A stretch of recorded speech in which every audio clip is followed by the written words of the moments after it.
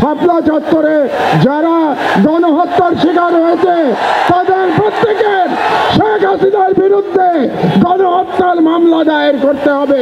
এটাই আমার আজকে 1 নম্বর দাবি। আমাদের বৃহত্তর লড়াই ভারতীয় সাম্রাজ্যবাদের বিরুদ্ধে লড়াই, আমাদের বৃহত্তর লড়াই ইসলামের জন্য আমাদের লড়াই। নারী কমিশন করবার জন্য জুলাই বিপ্লবের তরুণেরা জীবন দেয় নাই, তারা জীবন দিয়েছিল বাংলাদেশকে ফ্যাসিবাদ মুক্ত করবার জন্য, বাংলাদেশ থেকে ভারতীয় আগ্রাসনবাদ মুক্ত করবার জন্য। হেফাজতের তরফ থেকে কিংবা ভিকটিমদের তরফ থেকে এখনো 2013 সালের শাপলা গণহত্যার জন্য যে মাস্টার মাইন্ড ছিল সেই দানব ফ্যাসিস্ট শেখ হাসিনার বিরুদ্ধে মামলা দায়ের করা হয় নাই। আপনারা কেন এখনো মামলা দায়ের করেন নাই আমি জানি না। আমি মনে করি শাপলা চত্বরে যারা গণহত্যার শিকার হয়েছে তাদের প্রত্যেকের শেখ হাসিনার বিরুদ্ধে গণহত্যার মামলা দায়ের করতে হবে। এটাই আমার আজকে 1 নম্বর দাবি। দ্বিতীয় যে কথাটি আপনাদেরকে আমি বলতে চাই, আমরা মুসলমান, উম্মার প্রতি আমাদের ভালোবাসা থাকতে হবে। তাই গাজার শহীদ এবং কাশ্মীরের মুসলমানদের উপরে যে জুলুম চলছে তার বিরুদ্ধে আমাদের ঐক্যবদ্ধভাবে আন্দোলন চালাতে হবে। 3 নম্বর কথা আমি বলতে চাই, আপনারা নারী নীতি নিয়ে প্রশ্ন তুলেছেন। এ ব্যাপারে প্রথমে ডক্টর ইউনূস সরকারের প্রতি আমার একটি প্রশ্ন আছে।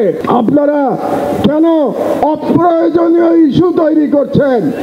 নারী কমিশন করবার জন্য জুলাই বিপ্লবের তরুণেরা জীবন দেয় নাই, তারা জীবন দিয়েছিল বাংলাদেশকে ফ্যাসিবাদ মুক্ত করবার জন্য, বাংলাদেশ থেকে ভারতীয় আগ্রাসনবাদ মুক্ত করবার জন্য।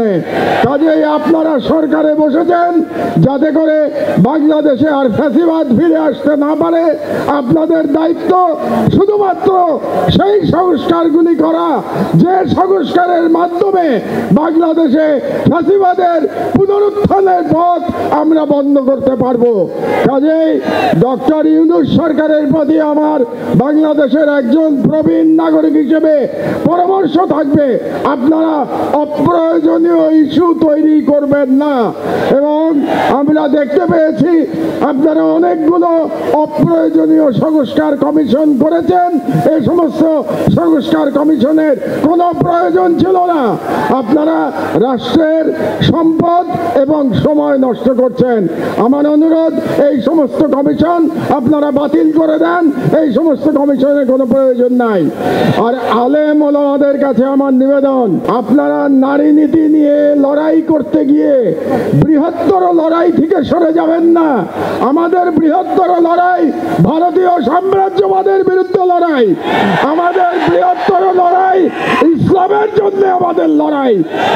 আপনারা যদি নারী নীতির মতো একটা ইস্যু দিয়ে আন্দোলন করেন তাহলে আমাদের যে বৃহত্তর আন্দোলন এটা ক্ষতিগ্রস্ত হবে।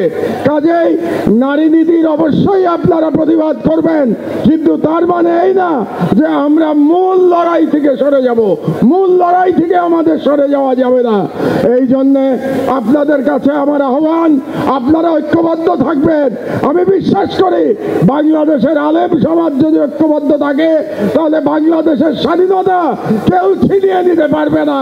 কাজেই যে কোনো মূল্যে এই হেফাজতের মঞ্চ থেকে বাংলাদেশের সকল আলেমদের ঐক্যবদ্ধ থাকার আহ্বান জানিয়ে আমার বক্তব্য শেষ করছি। আল্লাহ হাফেজ। বাংলাদেশ জিন্দাবাদ।